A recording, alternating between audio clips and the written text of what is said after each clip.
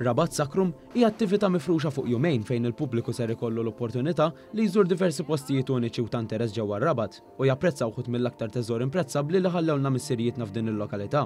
Hekk kif il-preparamenti għall-ewwel edizzjoni ta' din l-attività għaddejjin ġmielhom, tkellimna mas-sindku ta' din il-lokalità, Sandro Kraus. Pratikament li ħanamlu llum hija ħaniftħu l-kunventi, ħaniftħu l-knejjes, f'kull knisja ħajkun hemm kunċert, ħajkun hemm ħafna attività barra, ovvjament ħajkun hemm l-ikel, ir-ristoranti, però l-idea tagħna hija li nippromovu l-aspett storiku, l-aspett reliġjuż u l-aspett kulturali.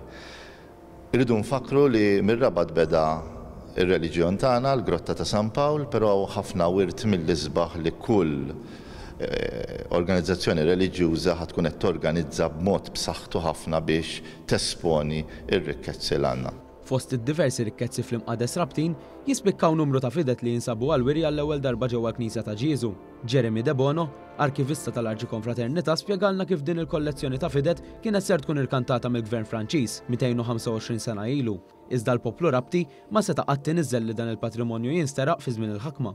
Kienu ġejjin l-irkantaturi fiżem il-Gvern Franċiż f'Malta biex jirkantawhom. Iżda dikinhar ir-rabtin ingħaqdu għaliex ma rridux li dan il-wirt tagħhom li kien ħafna minnu sar bil-lottijiet u bid-donazzjonijiet tagħhom jintilef u għalhekk dikinhar inġabru għajmu storbju sħiħ l-irkantaturi ma setgħux jagħmlu xogħolhom, marru l-imdina u minn dakinhar bdiet ir-rewwixta tal-Maltin kontra l-Franċiżi li eventwalment waslet għall-imblokk u għat-tmiem tal-ħakma Franċiża f'Malta. Minn barra n-numru sabiħ ta' postijiet storiċi li ser ikunu miftuħin għal pubbliku fosthom katakombi, mużewijiet u diversi knejjes, ser isiru wkoll numru ta' attivitajiet bħal kunċerti divertenti u oħrajn li jiftħu tieqa fuq il-ħajja tradizzjonali Maltija, bħal marċi u reenactments ġewwa t-toroq storiċi tar-Rabat.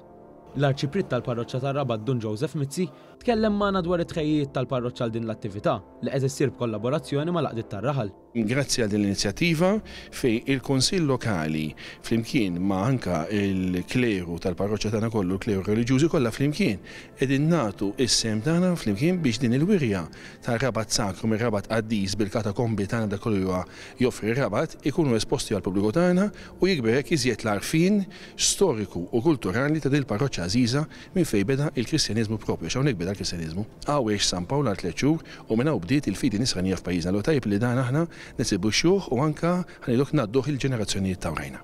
L-attivitajiet ser ikunu qegħdin isiru s-sibt mis-6 ta' flaxija l-qudiem u l-ħadd bejn id-9 u l-ofsinhar.